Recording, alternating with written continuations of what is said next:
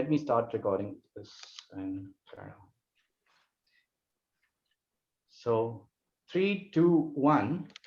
I'm admitting all, and you can start.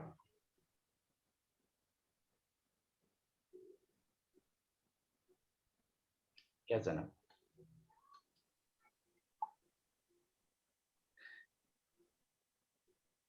So yes, Zainab, you can start now. Assalamu alaikum, everyone. My name is Zainab Abbasi. I'm an advocate of the International Dark Sky Association, currently working with Cosmic Tribe. I welcome you all to Dark Skies Gaze Back. This event is a part of a collaborative project exploring the connection between the effects of light, sustainable fashion, digital design, and surveillance. You are all requested to keep your mics muted during the event. Feel free to enter any questions in the chat. They will be answered by the end of the session. Your feedback is highly appreciated, and I would like to thank you all for taking out your time to be a part of this session. I hope you all enjoy. I have with me today Jackie Burns, Ayesha Ali, Rayan Khan, and Bettymaya Foote. Jackie Burns isn't here with us yet, but she's a member of the International Association of Astronomical Artists. She is a science communicator and a multidisciplinary artist. Her media includes acrylic work on canvas, fiber, glass, metal, digital work, and creative writing. Her recent exhibitions include NASA's 60th Anniversary Art Exhibition 2018 in Houston and the Confusion Virtual Art Show 2021. Ayesha Ali is a Pakistani visual artist working in the medium of digital photography, filmography, drawing, and costume design. She creates wearable art and styling projects commercially for films, and she has worked an impressive array of achievements in her field. One of her most recent endeavors being her project that was selected for the Museum of Wild and Newfangled Art Biennale of 2021. She is also the founder of Ochi Brownie Design and Fashion Studio and co-founder of Cosmic Tribe. Rayan Khan is the founder of Cosmic Tribe and has been working in collaboration with Ayesha towards this event. He is International Astronomical Union Dark Sky Ambassador, National Node of International Day of Light, and the Young Persons Representative of the Royal Aeronautical Society's Pakistan Division. He is also one of my fellow advocates for the International Dark Sky Association. Last but not the least, representing the International Dark Sky Association, we have Bettymaya Foote, the Director of Engagement. Bettymaya is an avid astrophotographer and an important figure in the campaign for dark skies. Having done her thesis on the subject, she's very knowledgeable in all things light pollution. In this artist's talk, we'll be discussing Dark Skies Gaze Back project and how art links with dark skies, starting with Rayan Khan, who's been working for this for quite a while. Thank you so much, Zainab, for introducing all of us. I welcome you all in today's Dark Sky Gaze Back artist talk. In this whole project, what we were actually trying to do is, first, as you know that I'm working on light pollution in Pakistan, and many people don't know what light pollution is when we started this topic. So on very first day, when we started thinking about how can we be more creative and share this knowledge of darkness, dark sky, and light pollution in Pakistan, it was very tough because people actually don't consider that we need darkness because we are the city of light, the place where we all live in. So we came up with this idea to wear the costume in public spaces and talk about the darkness with light. I was using one application. There was an application, Music Strobe. That application was converting my voice into light when I speak. There was a black costume, and that message was very strong that everyone was get attracted with this idea of talking about the darkness. So we both started working on this project together that I think this is the best marketing tool that we have now. And Aisha, as a costume designer, I took her on board and we started working on this project because when we talk about light pollution, people actually don't consider it as a pollution in Pakistan.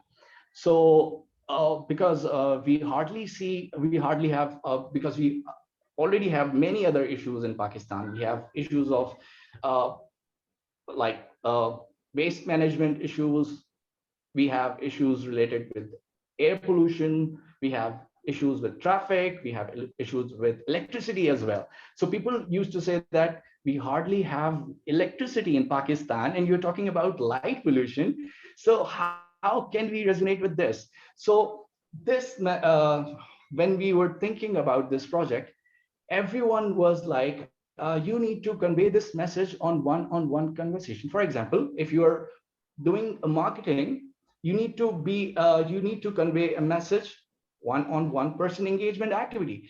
So if you connect a human with this topic, so maybe they will understand this issue in a better way, and it will be more effective and it will be more efficient.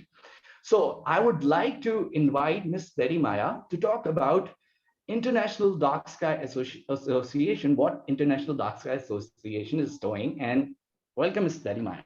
Thank you for joining us today. Hi. Okay, well, thank you so much for having me.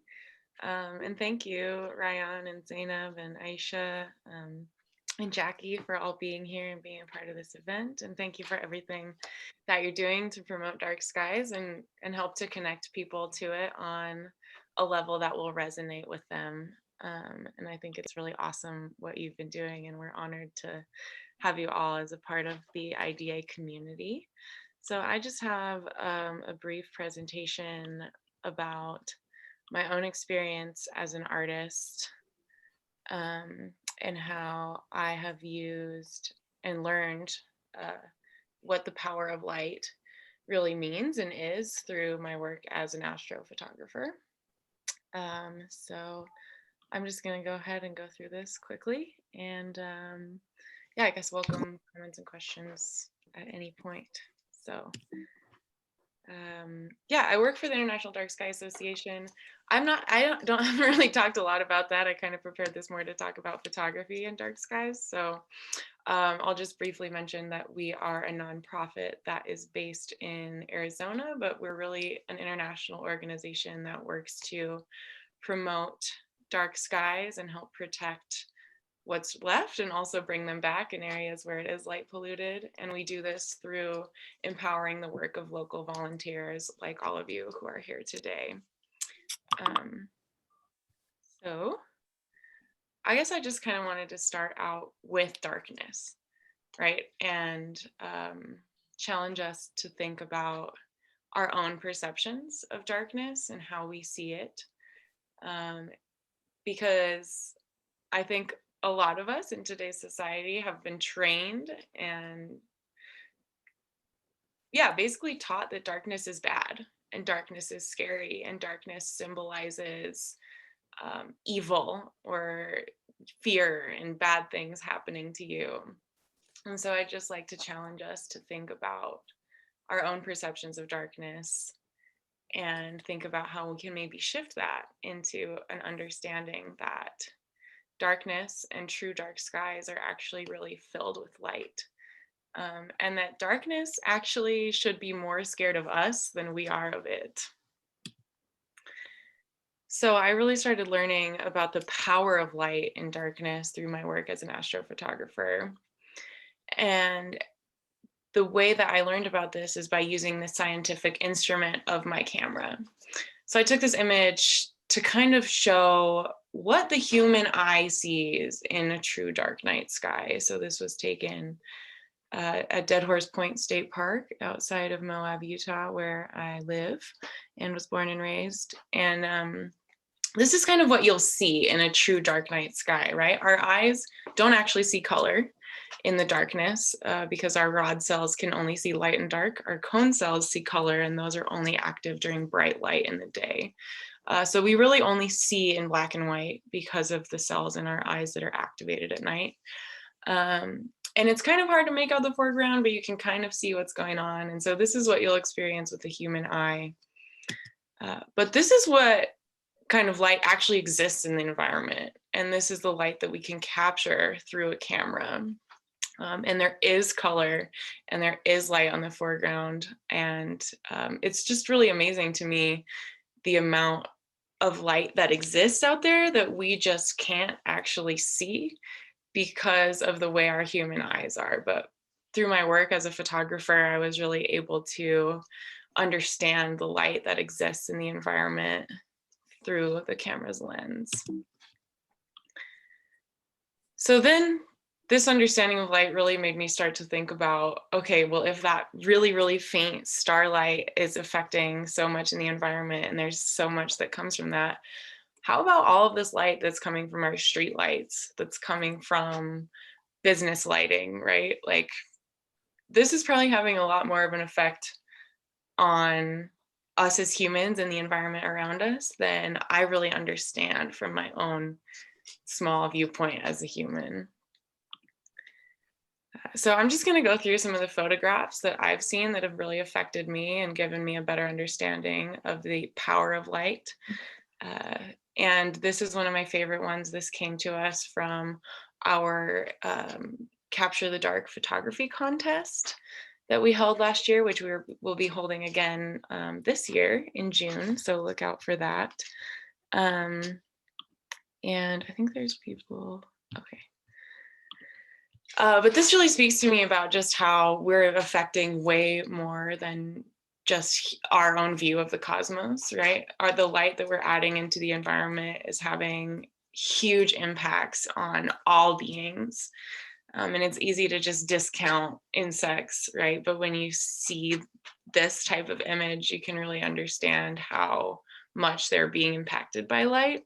And one of the facts that I learned about moths is that they actually utilize moonlight and starlight as navigational tools, and they orient themselves to stay flying in the same direction by keeping the bright light of the moon and the stars on one side of their vision. So when they get around a porch light or a firelight, you know, that becomes their moon. And in order to orient themselves in a straight line, they end up flying around in a circle to keep themselves in a straight line. So I found that to be really sad. And it's just interesting to think about how actually intelligent these beings are and what we're doing and how it affects them so much.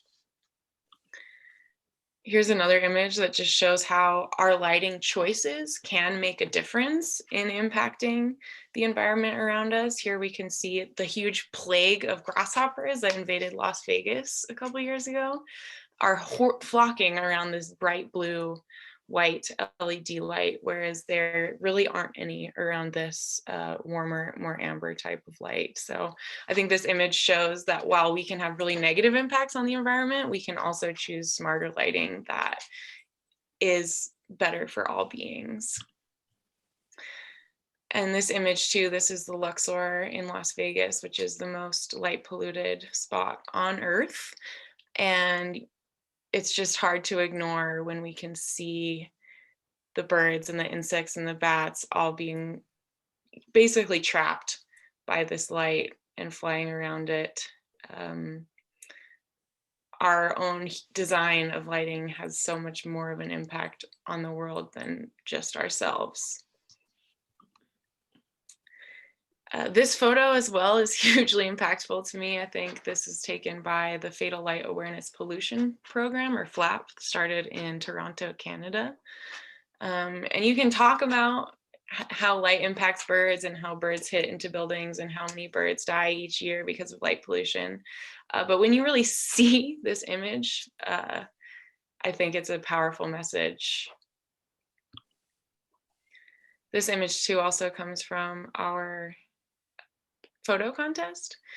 And this one almost just, I think I kind of cried when I first saw it, because this is an endangered shearwater bird in New Zealand, and he has found the one patch of darkness under the incredibly brightly illuminated 4000K LED streetlights. It's just really sad. And I think it's an incredible, impactful image, and it shows how photography can help us and show and spread the message of light pollution awareness and light pollution's impact on the environment around us.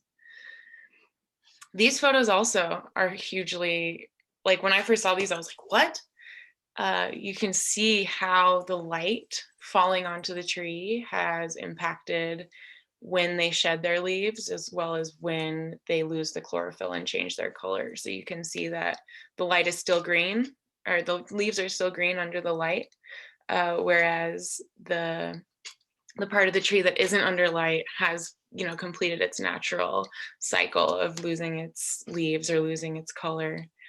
And yeah, that I just was like, you know, you can hear that, oh yeah, light impacts trees, but wow, when you really see it, it makes a huge difference. Same with these soybean patties. You can see how the spill of light from the street lights has affected the growing patterns where that light hits the field, whereas where the light hasn't hit the field, that's that natural growing cycle there. And photography can also be used to show how we can make a difference. So these come to us from Jeff Dye, who is one of my favorite astrophotographers, and he's based in Beijing. This shows kind of before this town in China made lighting retrofits and how he could capture the night sky above it. And then after they changed their lighting practices and how much more of the night sky was visible, and how much better illuminated the town is, except for those two kind of bright, glaring areas, but you can't be perfect. And then these images just recently came to us from Ontario, Canada. Actually, I think they're from all over the world, but Astro Backyard put this together, which is a great astrophotography YouTube channel. And this shows just the different levels of light pollution and how they impact our view and the way we can capture the constellation of Orion. And here's another example of just how images can really show the impact of just what one person's changes can do. And can you imagine being this neighbor right here who lives here where somebody's taking this picture, right? And just what a difference that those two light shields would make on your own quality of life and being able to sleep at night.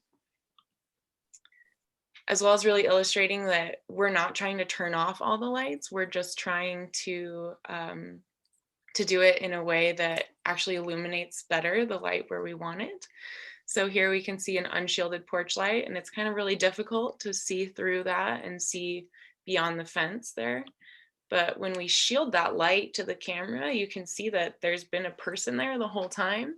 We just couldn't see it because of the glare coming into our eyes and the uneven lighting from that glaring light fixture.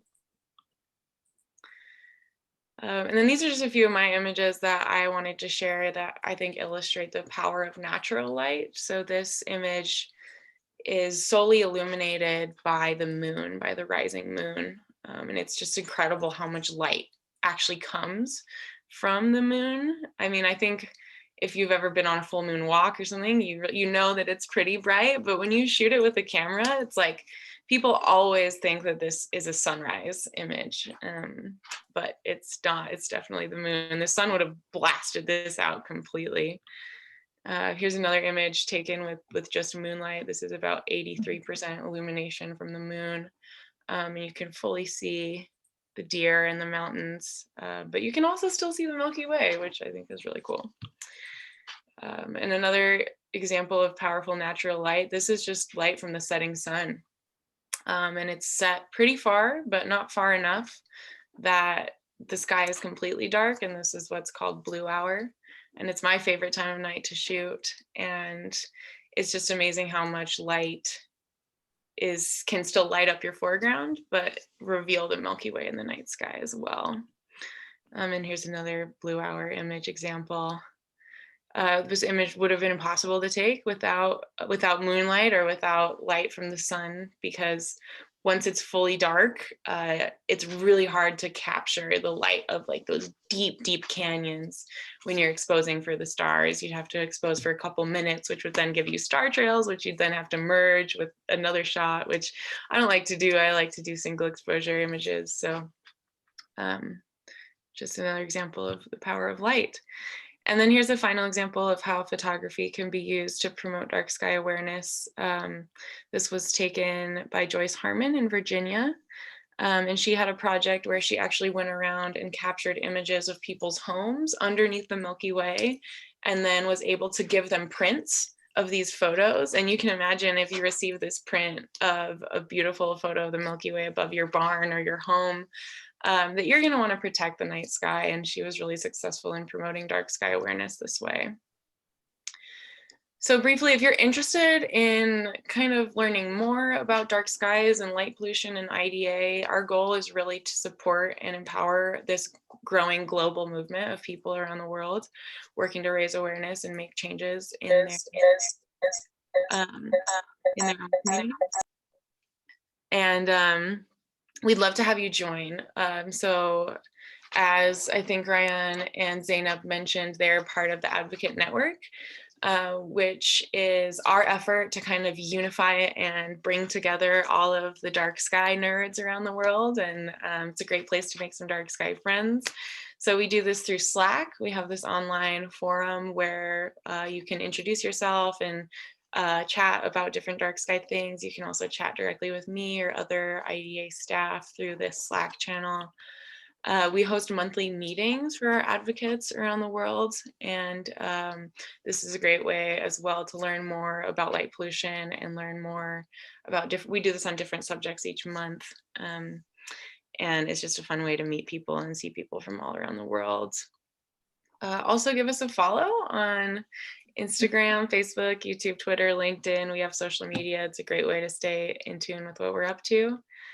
And I'll just end with this quote that I think light pollution is my favorite environmental issue, because when you make these changes and you do work in your community and you shield lights and you turn lights off, you immediately see improvements. It's not like, you know, plastic pollution or oil spills where it takes years to really remediate that from the environment. Like once you turn a light off, you can solve light pollution at the speed of light. So would love to have all of you join the Advocate Network.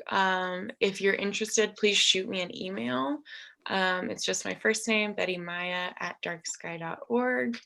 And you can also follow my personal Instagram if you want to see pictures of the night sky. So thank you so much for having me here today, and I look forward to the next presentation. Thank you so much for your presentation. And I would like to ask you a question. You are facing a lot of light pollution in USA. And we people who already have so much darkness or dark skies in Pakistan, we need to understand this, that how we can protect this, because you are looking for the dark skies and we are having a lot of dark skies in Pakistan. We actually need some right tools to address this issue, that we can be more proactive at this point and protect the dark skies for the future heritage. And I think how we can all solve this is through art, through astrophotography, through campaigning, cascading your message in different languages.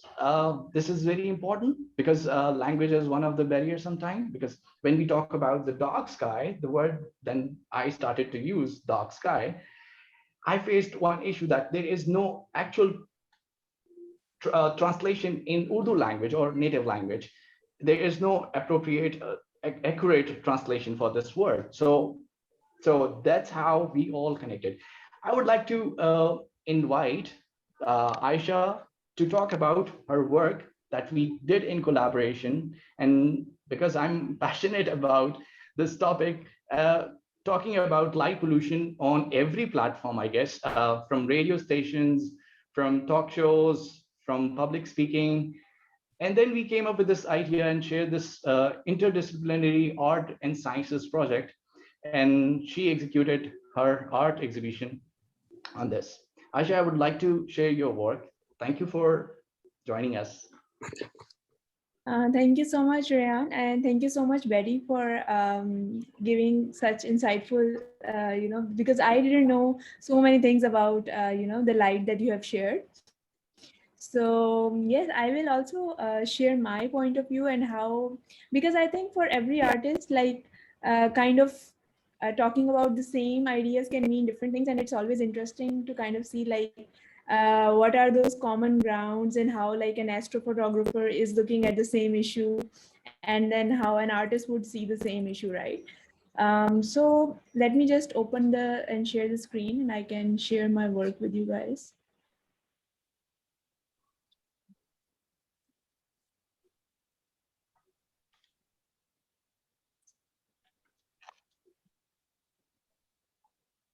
Can you guys see my screen? Yeah. Yes. Okay, wait. I just have too many.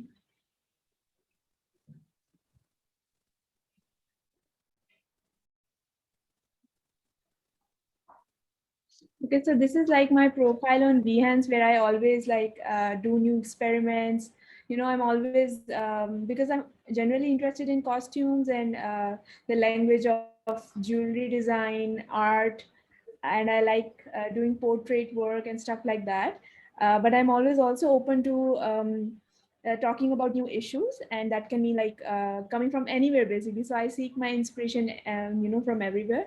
And only like from past 1 year, I have started to work with Cosmic Tribe, and through them, I've been able to do an in-depth research, and through that research, this show which goes by the name of Dark Skies Gaze Back, we started working on that.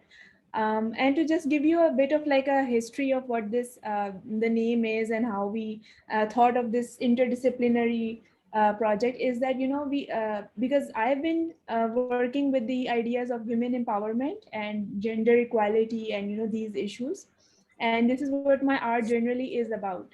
That through by commenting on the pop culture and through the language of costumes and art, I talk about these issues. But then at the same point, I started thinking about the word pollution itself, right? So the word pollution itself can have a different meaning any given day, because if today we are thinking about, okay, we need to talk about air pollution, land pollution, and these are the common pollution terms that everyone knows about, right? And light pollution, when we talk about it, then not many people are aware of this term, at least from where I come from. In Pakistan, not many people know what light pollution is. So I started thinking about the word pollution itself, that pollution can be anything that is just wrong and needs fixing. And I started thinking about the gender terms, in like how uh, a woman is told how to behave in a public space, or in a like how a woman always have this restriction more than a man. So like that idea also came by me, but then I also started to think about how can I incorporate these scientific research, like what Rayan has been talking about, that we were working with black colored like costumes and then dark sky. So I thought that there needs to be a project which can kind of address like different aspects of pollution as well, considering that we need to kind of address art and the science element at the same time. So Dark Skies Gaze Back, in a way, is to reflect back on our thought, like to rethink our own ideas. So yeah, this was the thought behind. And now I'll just, so this is like the entire curatorial note and everything which is available online. If you guys need to like read more on what this project is about, and how we executed certain things, because it's very detailed. But I'll just move on to the process of it. So these are the sketches, and this is how I actually developed the idea. Like these tiny sketches, I gathered inspiration that what a dark skies ambassador would look like, what it means to kind of use these ideas of becoming one with the darkness. Like that idea kind of interested me, maybe because I was thinking that okay, if we are trying to include the darkness, and if we are trying to talk about darkness, then it's not just the black color that we're talking about. It's also the fact that we need to become one with the higher consciousness, or that that distance that we have because of the light, right? So I designed these costumes, and again at that point it was just like sketches. I didn't know that it would become a complete project. So these were just the sketches and different kind of props that I was coming up with. But then when I was talking to Rayan about how these kinds of ideas can manifest in art, because at the start I was just confused that how are we going to convince our audience that we are trying to talk about such serious ideas through art, right? So it becomes very difficult, because when you are an artist, you have to think about, I think, certain times, that how how an audience would perceive your work. So Rayan and me started also thinking about like the light of the mobile phone and the different kind of barriers that we have, uh, and not just like outdoor lighting, but also the kind of different lights that we interact with. Like these days we can't even think about a regular conversation or going out, we are just doing Zoom. So again, our interaction with light has only increased, right? Which kind of needs to be addressed even more. So I wanted to design like instruments, or maybe at that point only a response towards this idea, that how can this idea, which is about like we need to tackle the blue light, or we need to tackle the different applications, or maybe the everything that is kind of hooking us to the phone, or kind of like going away from it. So like that idea became very important to me. So like these instruments, or like wearable jewelry, like however you want to say it, these were actually a response towards that idea. And these were made with the recycled material, and I was using a lot of utensils to kind of work with, like at the same time I was looking at the kind of tools that a woman would use generally. And obviously we're not stereotyping, but again, this is how a woman's role is kind of defined. So my first instinct was to kind of use kitchen utensils, or the jewelry, or whatever we think is associated with a woman, and I tried to create these barriers. And these barriers, or these wearable sculptures, were kind of made before COVID. So it's actually funny because people thought these were masks, but these were actually created before COVID. Like it was done before 2019. These were constructed before that. And we were thinking about shielding the face, but also thinking about app as a trap. So that idea was, along with um, the response, or the online scrutiny, was going hand in hand, because we were thinking about pollution in not just in terms of light pollution, but also like what other forms of pollution are kind of originating as a side branch from light pollution, right? Because we're talking about mobile phones and different kinds of light. So I think that idea became very urgent at that point, that we need to address different kinds of pollution, which are unseen and which can become as important as light pollution one day. So that was the idea that we had.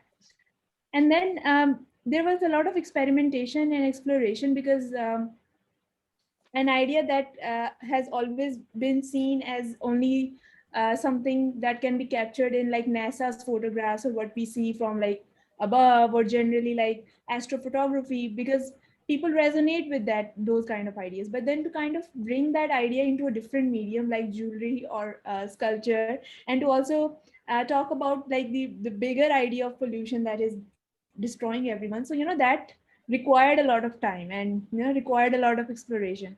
So these are the kind of headgears, like the ones that you see on my screen. These are the kind of exploration that came out of that thought process, that what kind of colors would dark skies ambassadors costume would have. And so I was using the jewelry in non-conventional ways, and all kinds of that stuff. So these are like headgears, and used with recycled material, and everything about them is recycled. Like every little thing was bought and recycled.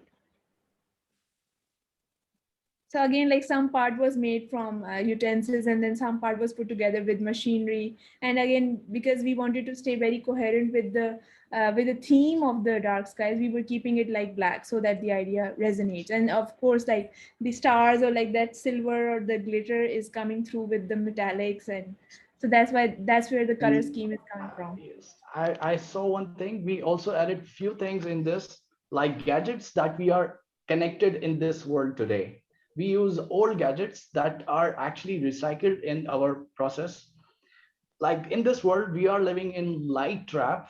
It's a post-millennial generation that is living in a light trap, complete light trap. That eh, in here right now, we are having this a complete, like you're having household light, light-based technology for your Zoom call, your mobile phone applications.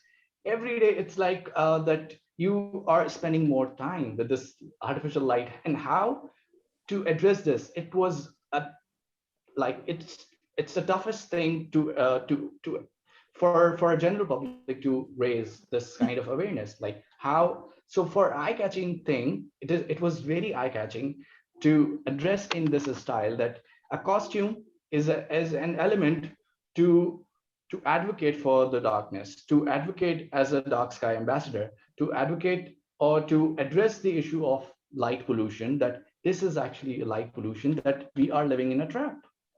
Yes, Aisha, Yeah. sorry for interruption. I wanted No, to no, add no, this no. point. Yes. No, no, because it's your opinion is as much important, because we have always worked, the ideas have been moving, to and fro, and we have always been thinking what would be the best way to kind of, execute the idea, and that's why the process, I think, becomes very important. It's not just like the final product for me. So that's why for me it was important to kind of bring the show in a way that it looks like a process. It looks like a way to think, so that people start thinking about these ideas, right? It's not just about a pretty painting at the end of the day, that okay, this painting is telling this idea. Yes, that can happen in art, but for me to tell and encourage other artists and other people to think in this way, that they can bring in interdisciplinary school of thoughts, that is, I think, more important. And I think if someone is encouraged by that, then it's a bigger success for me.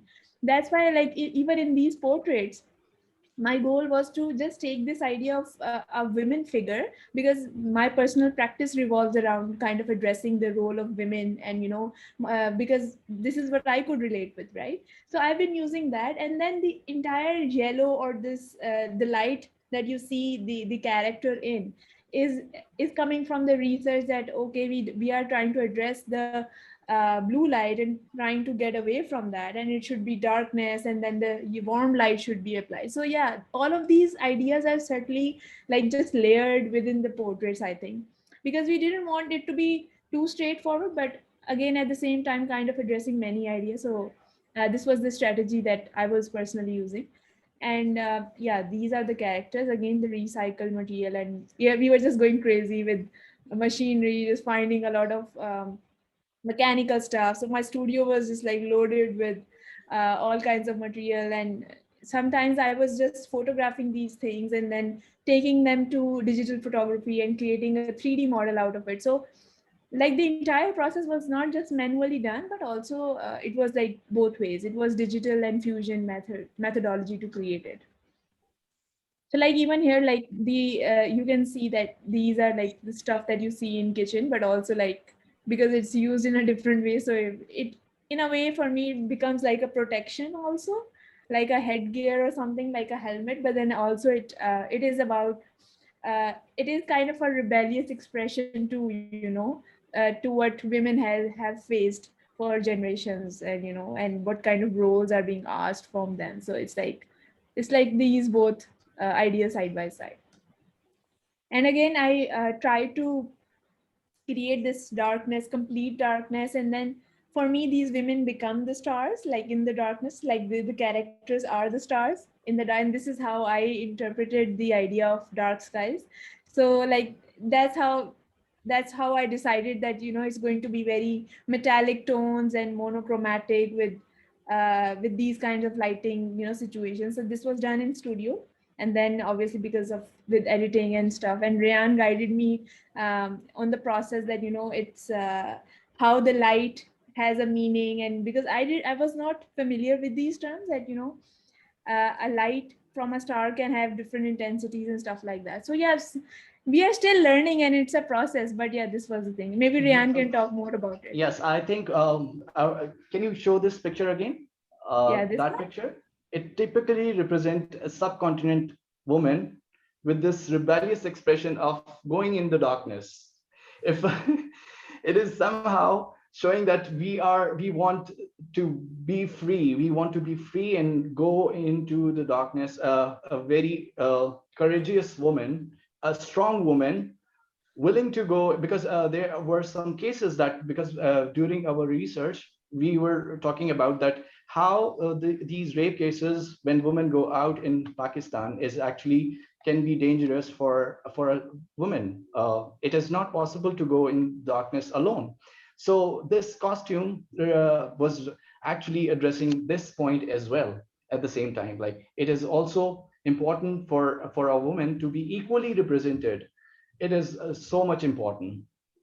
And apart from that, when we were working on this project, the most important point that we figure out that we should keep this topic. For example, right now we have worked on one domain, like what is the psychological effect of light pollution on human health. This was our first topic that we have discussed through this project. And now we have a series of projects that how turtles are affected, and we will gonna continue with this whole project in form of series that turtle life is affected because of light pollution, addressing in the form of costume, jewelry, sustainability, design, and recycling the materials. And it is going to be very interesting that normally people don't do this kind of unconventional way of artwork. Like, for example, if I ask someone that how do you perceive the dark sky, who already know this, but we wanted to have a new way of thinking, that this is also an important way, that how light is affecting in our daily life, how light is integrated with our daily life. And we use the word dark sky in our project because as we have mentioned in this page, that in today's world AI is controlling everything. You are having more engagement on social media, we are having face filters, we have a lot of gadgets around us, and that you are spending more time with the light. Actually, you are spending your whole day almost with the light, artificial light, which is affecting your cognitive behavior. At the same time, it is also affecting your sleep. So this was very important, that how light is affecting your mobile phone screen, light is affecting human health. And we need to understand that it is also breaching your security and privacy at point. And this mask actually worked very well when we put this mask, the real mask that we made, to disorient all these gadgets, like filters that we use on Snapchat and on other filters like that we use. These masks actually were working to disorient all these kinds of AI based filter mask, filter photographs that we normally see around us. So it was very uh, conceptual. At the same time, it was very interesting because whenever people see how this dark sky word, and we use the dark sky especially to integrate this keyword in your history, in your cookies, in your mobile phone cookies, in your back history, so people will actually connect and get more these keywords in your on your screen, these kind of advertisement on your screen. So people get to interact with International Dark Sky Association, and people will actually get connected with people who are working on dark skies on global level, not only in Pakistan but on global level. So this keyword was very important, that we use the dark sky gaze back in our project. And I would like Miss Bettymaya to say some few words, and then I'll move to Miss Jackie because we have amazing work to see from Miss Jackie as well. Yes, Miss Bettymaya, please tell us, how do you consider this project? I'm just stunned. It's incredible. Like, congratulations. I think it's the most beautiful thing I've ever seen in my whole life.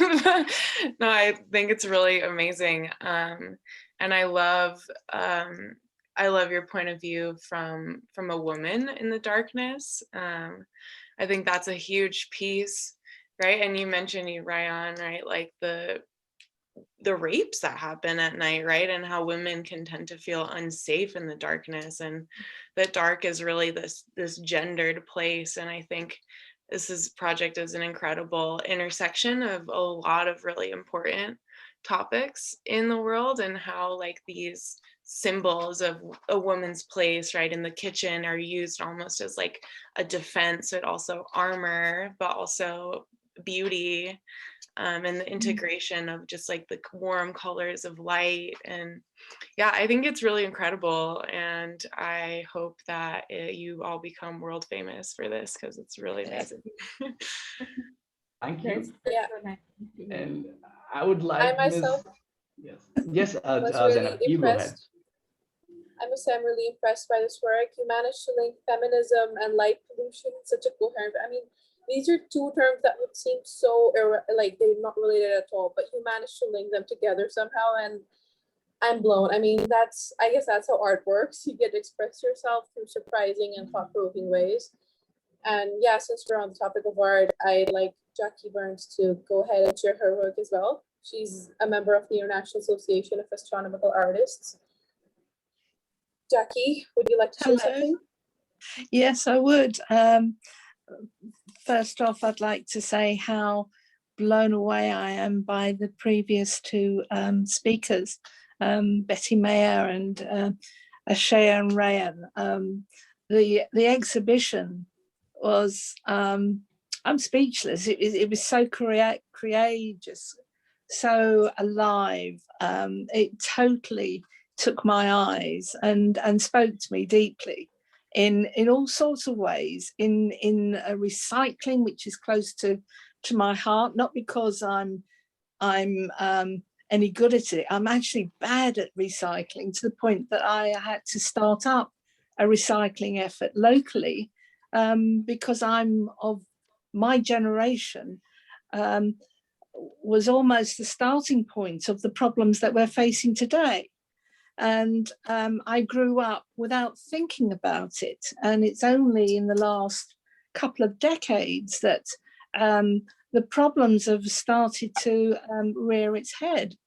Equally, the pollution, the light pollution, where I live in England, I can barely see the major constellations. I have to go hundreds of miles to find a sky dark enough to actually see the night sky properly. I don't own a telescope for that reason. You know, it's uneconomic because I can't actually see what's outside my back door. So whenever I want to go and see the dark sky, I have to travel a long way to do it. The United Kingdom is a large island, but we're hugely densely packed. So the light pollution is a real issue here in the UK, and we've got all sorts of groups that are connected that I know personally, and I help to support to try and address that issue. It's very difficult to get local and central governments to take it seriously, because money is the voice that speaks at the moment, and our voices need to be heard above that. Financial considerations really shouldn't be taking that bigger a slice of our decision making, because our children and our grandchildren will be paying for that price if we don't do something about it. But I hope you can all see me well and hear me properly. I'm Jackie Burns. I'm a multidisciplinary artist. I specialize in aerospace and astronomy. I'm also a science communicator because I'm so enthusiastic about both art and science that I will literally talk anybody's legs off if they'll listen to me. I will absolutely love to sit down and chat to people. And it's one of my big things that I want to share, how important science is in our everyday lives, and how it doesn't mean that we are polluting and draining the Earth's resources, because the Earth is a planet. And I'm really all about planets. I'm all about astronomy. I'm all about aerospace. And Earth, we're living on it. We're not taking very good care of it. And we've got to change that. I'm a member of the IAAA. I'm also a fellow. I've been a member for over 25 years. The IAAA is the world's only guild of artists dedicated to creating images of space. We don't just paint space and aerospace. We draw, we sculpt, we blow glass, we sew, we embroider, we shape metal, we move pixels, we make music, we write. So we're creatives, not just artists in the traditional sense. We create and as new members come in, the younger generation come in, the older generation, such as myself, we're challenged and encouraged to move outside of what we are experienced in, what we're traditionally doing. And even at my age, I have been able to move forward and create in ways that I never even imagined when I was younger. And I hope to show you that.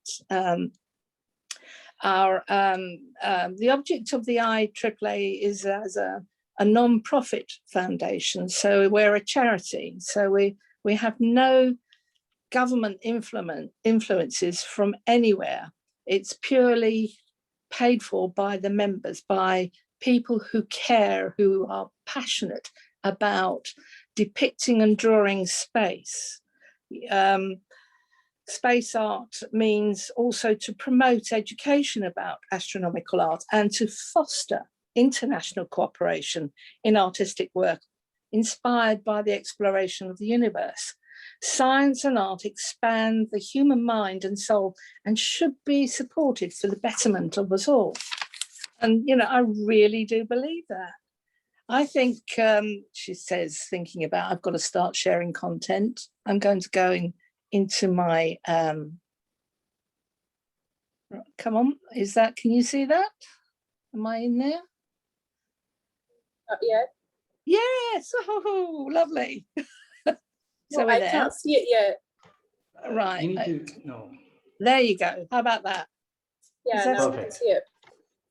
So, you know, sometimes I get it wrong, sometimes I get it right. Right, so these are some of our emblems of the IAAA. And I feel that one of the greatest things about the IAAA, which is the International Association for Astronomical Artists, we condense that long title down because it's just such a mouthful into the IAAA, which means I in 3 A's, just to be pedantic about it. And one of the greatest things about our membership is the way that the members are encouraged to communicate with each other. And we do it by email and by Zoom, video conferencing, and we come together now once a month and we encourage national members in different countries to host their own meetings as well.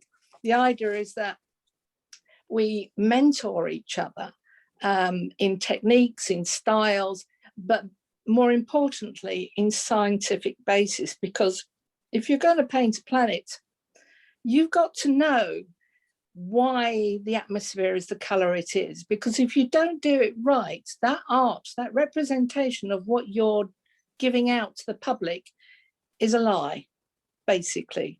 That's the whole point of what we do. It's got to be truthful, it's got to be correct.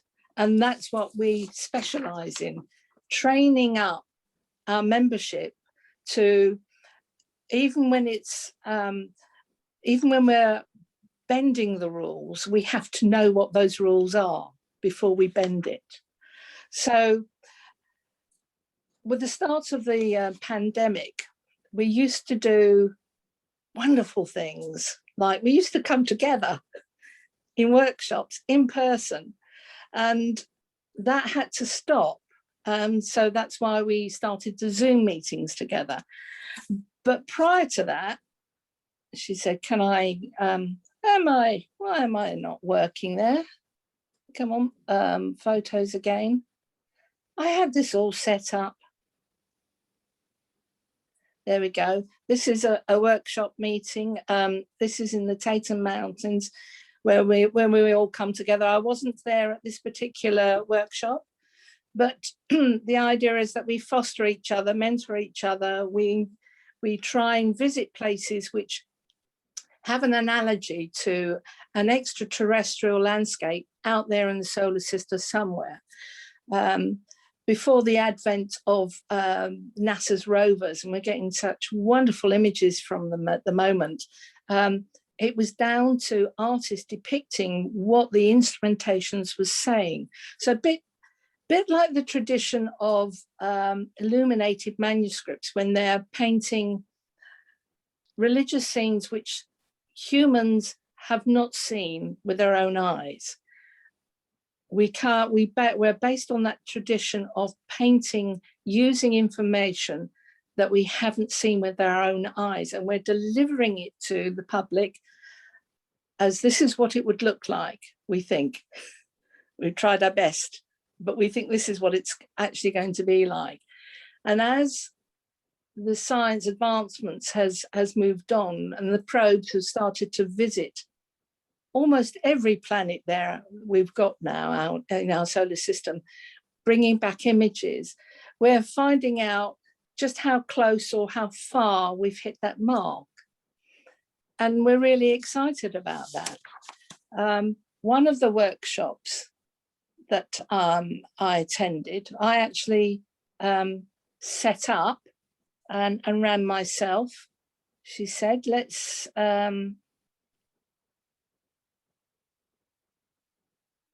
there's me at the Yellowstone workshop, drawing away there. I'm sitting on the top of Painter's Canyon, which is above the Yellowstone River. And part of the workshop thing is, it's not just the camaraderie, it's not just the technical skills that we share, it's also the adventures that we have, because this is a thermal active area. On this particular day, this photograph was taken, we had rangers actually climbing the mountain to find us, because the car park that we parked our car with, half of it had exploded with unscheduled thermal activity. So we had to go down and rescue the cars. Half the car park, the asphalt was up in shards, 4 or 5 feet high. It was amazing, steam pluming out of it. So it's the adventures that you get when you come together as artists and colleagues with scientists. You don't know what you're going to expect, and it's always surprising, and it's always an adventure, all of that. Let's see what else I've got. I'm sorry, not all of this is going very well.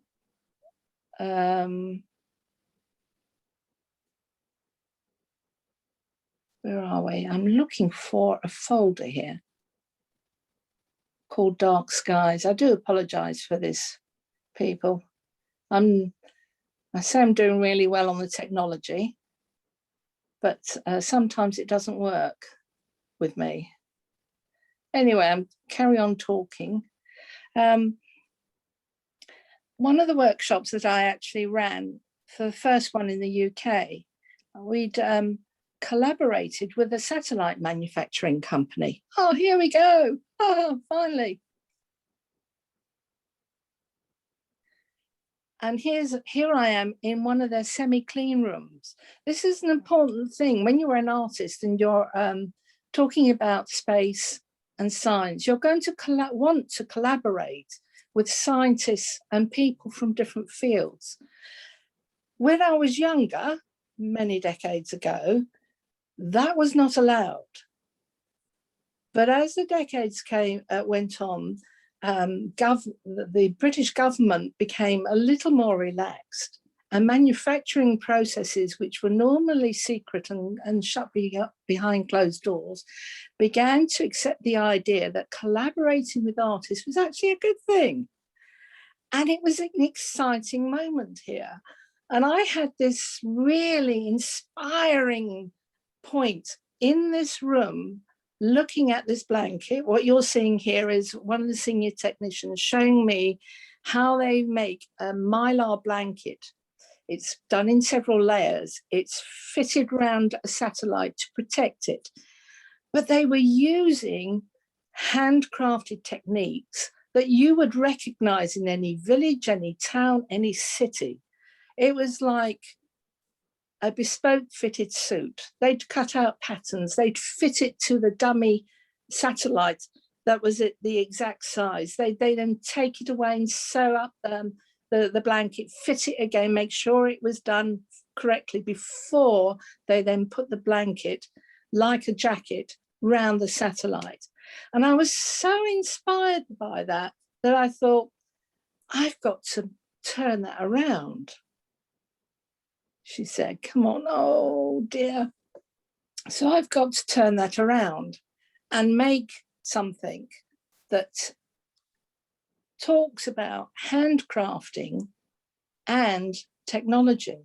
And what I did was I made a quilt using the mylar.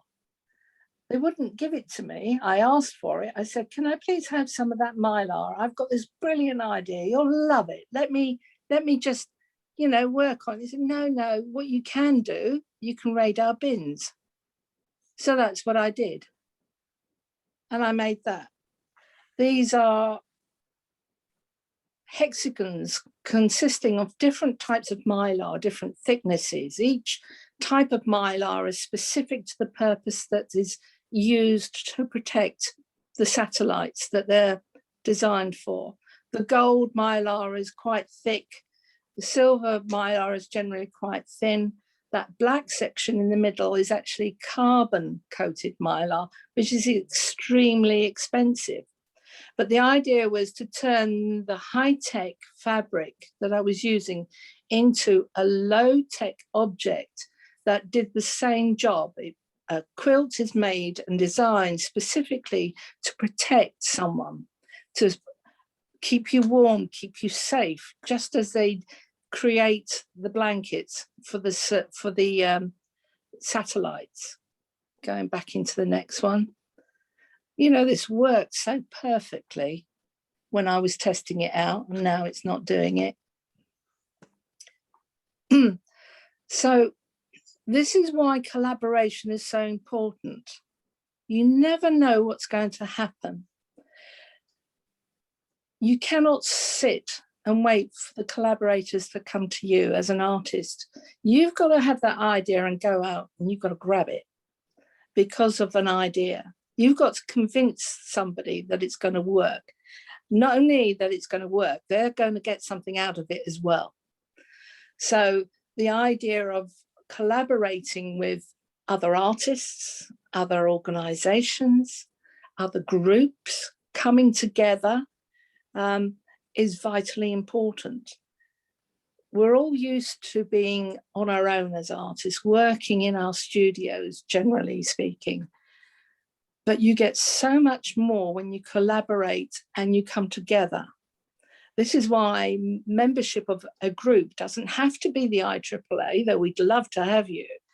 But if you're part of a group, you can bounce ideas off each other, you can discuss matters in a safe environment, you can explore avenues, techniques, materials, styles, thoughts, and ideas. It is a breeding ground of creativity. So no artist should really be in an island on their own. You have to have that collaboration, that coming together of individuals. Now, I'm going to show you something that's close to my heart on the recycling side. Now, this image is actually a pair of earrings that I made, and it's using a recycled product. It's called metal clay. It's a organic medium mixed with ground up metal, whether it's sterling silver, pure silver, gold, copper, brass, stainless steel. It's all these metals come as a byproduct from manufacturing industry, which is why I love this thing, because it's recycled. You're using waste products. This is a manufactured product where the organic material and the metals are mixed together, packaged up and sold as a clay, so that you get these little packets of metal clay, and you can roll it out, you can stamp it, you can cut it, you can sculpt it, you dry it, you polish it, then you put it in an oven or on underneath a torch, and you bake it to a high temperature. The organic material burns away, leaving just the metal. This means there's a slight amount of shrinkage. That's not important so long as you remember, especially when you're making rings. what you get is a pure piece of metal that would otherwise become part of either landfill or in the jewellery trade, it wouldn't go into landfill, but, you know, gold and silver being what it is. But the other metals, the brass and whatever, a lot of it could end up in landfill. And that is so wrong. So this is what I've been working with as part of my creative process. You can tell how small they are because that red background there is actually the back of a playing card. Right, so I'm going to try this again. And let's see. So I work in different materials. I torch glass. I make glass beads, which represent planets. So it started off as a little bit of relaxation for me to get away from painting and other creative bits when I've become a little burnt out. So this is me at a glass studio. I rent torch space here, and I'm making these glass beads using the glass rods, the colours. That's my colour palette for the day that you can see there. And I'm making a bead in the shape of as a planet. It doesn't look much there because the glass is molten and red hot. You can't actually see the colours. But once it's cooled down and it's been annealed, it becomes something that I can then use. As I said before, it was a part of a relaxation process for me that got slightly out of hand because once I got trained on glass blowing, I kind of went overboard and started making planets and different types of beads with different colours. And at the moment, I'm making a light refracted necklace as a rainbow. So that's what I've been doing there. I'm going to go and show you some of my artwork that I've been doing. I exhibit all around the place. I've had my work exhibited in NASA. I've collaborated with other artists. I've been working with local people. I've been training as a digital artist. That's another thing, technology. Doesn't look like it right at the moment. Such a poor showing on my part here, but I've kind of grabbed hold of the digital art thing. So this is a sketch that I've done. It's of the current rover that's Perseverance on Mars. And this is using an app, a free app from Adobe called Sketch. So you can download it from the Adobe website and use it for free. The digital side of my artwork has kind of developed as well. So this is again where the community of your peer group, the IAAA in my case, as I'm learning my digital process, I come across problems which might not seem very much to the younger generation, but to us oldies, it can be a bit of an issue. They're just at the end of an email or a video conference. I can talk to my colleagues and say, I don't understand where I'm going wrong here. Let me show you. This is where community can be so supportive. And it was through their support that I was able to produce this lovely little sketch, which has now been shown internationally. I'm so pleased with it, so proud of it. But it was, it's just one of a selection of different things that I have done.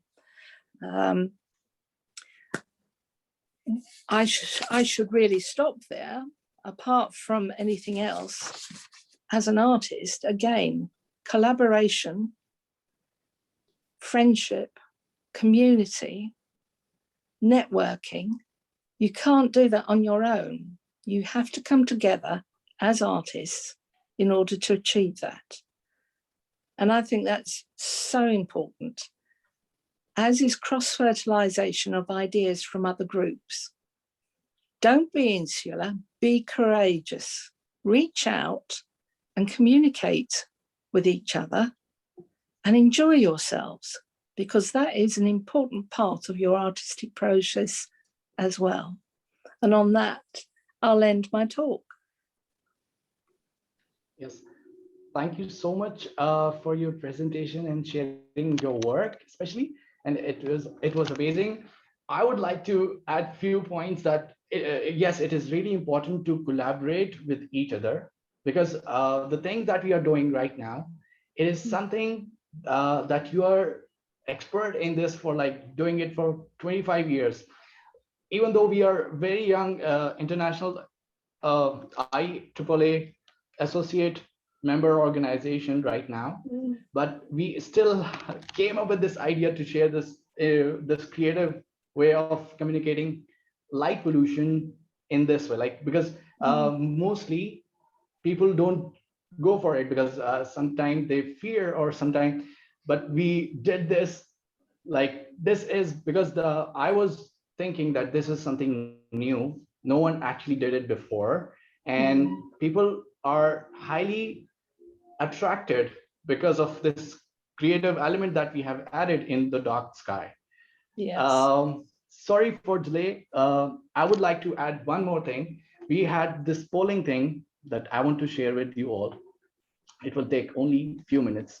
So I'm going to launch this poll right now. So you can answer for this, and we're gonna, and okay, it's for like in this polling. You have 1 minute to answer this. I hope you all get this polling right now. It is easiest one, I think. Do you think? Yes. But it was important, I believe.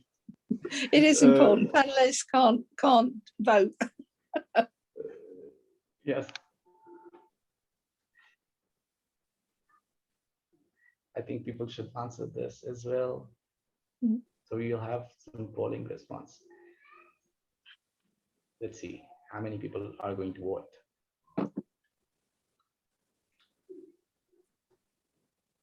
So we got this result, share this result now. I guess you all can see. Can you all see this result right now?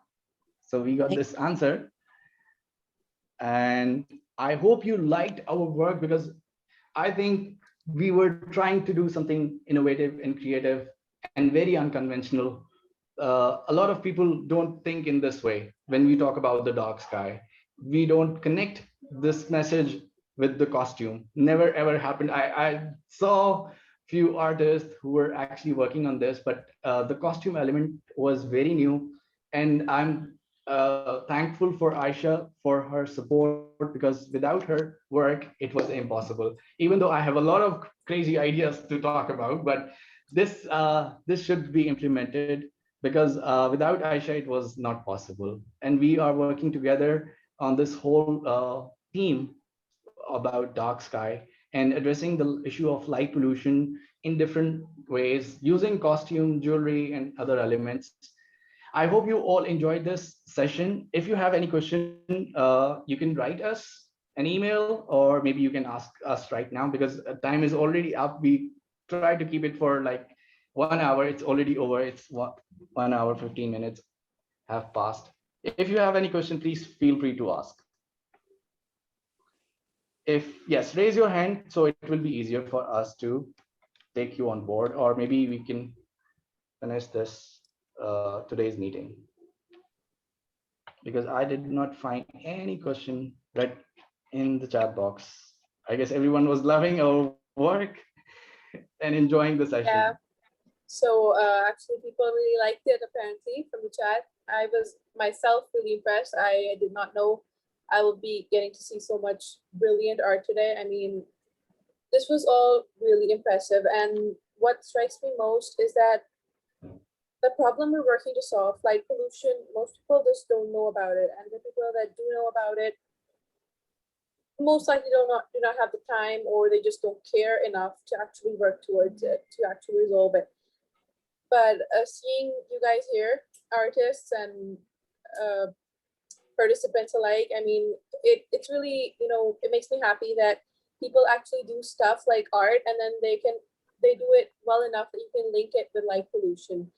And I think this is one of the ways that we can actually fight light pollution, because since most people don't relate, not everybody is an astronomer, and most people do not see the problem with light pollution. So this is like the best way to actually make people see what light pollution is, how you can reduce it. And this is really a great effort. I mean, hats off, it's really cool. Thank you so much. Thank Thank you you so everyone for joining us. If any of our guest speaker would like to talk about, please, or otherwise we're gonna end this meeting. Ms. Bettymaya, would you like to add anything special? Please join IDA. This is message from me as well. Everyone should join IDA, International Dark Sky Association. Yes. Please email me if you want to join the IDA Advocate Network. I loved what Jackie said about being part of a group and collaborating and the synergy that comes from that. And everyone here is welcome and invited to join. I'll type my email in the chat. So just shoot me an email and we can get you hooked up. And I'm just blown away by everything that I've seen here today. And I am so thankful to you for helping us bring more art into the dark sky movement. I think we've been missing that, honestly, and you guys are bringing a really key, important piece to that. So thank you so much. And I look forward to seeing more. Thank you so much. Ms. Jackie, I would say be a part of International Artists Association, Astronomical Artists Association. I always get confused with this name, IAAA, because this art is so much important, because art is a way of communicating your message in a better way. That's how I feel, because I have poor communication skills when I talk, but I have a creative artist inside hidden me and doing some crazy things. So yes. Yes, I mean, I can only reiterate and what I've said before, but I'm just so blown away by everyone. I mean, the dark sky issue is a very, very important issue, and most, if not all, the members of the IAAA feel that problem, because it's affecting the way we see the night sky, and the night sky and what's beyond the night sky is our speciality, our love. It's where our passion lies. And if you can't see the night sky, I feel you've lost part of your humanity. It's not just how it affects your humanity; it affects how you live, how you breathe. It affects Gaia. It affects the earth, and people are so used to looking down and not looking up, and they're losing part of their humanity as a result. So, yes, we fully support the dark sky, individually and as a membership.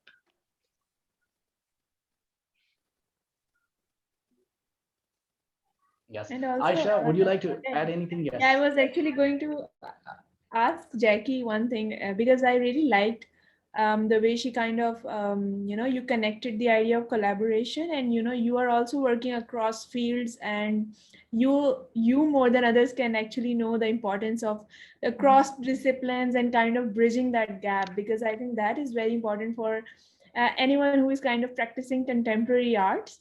Wherever they are, I think whatever they are good at, they should be doing that, but also at the same time they should be working in kind of broadening their horizons. And I think this is the only way that we can produce new knowledge, because knowledge has always existed, and astronomy and or aircraft engineering, like what Rayan specializes in, or like astrophotography, what Betty is good at. So these are all the things that exist, but if we don't bridge these cross domains, like I've been trained as a fine artist actually, but then today I am making digital art and I'm doing jewelry design, which is totally different from what I've been doing. So I think, and that journey is very important. I think like this idea of exploration and thinking through the language of material, I think this is something which most people would miss out on just because they think that they're good at something and they should not pursue something. So yeah, your idea of collaboration is something that I personally resonate with, that an organization like IAA or Cosmic Tribe or whatever the organization is, this should be the goal, that we should produce more knowledge, more research, bring more like-minded people, and kind of support these ideas, because if we won't, then who will. I agree. I think that's brilliant. It's a very fundamental point. That well done. Thank you so much, everyone. I hope you had a good time. Thank And you. good night. Thank you for Take having care, us. everyone. Goodbye. Bye Bye. bye. Thank you. Thank you, everyone. Bye bye. Bye.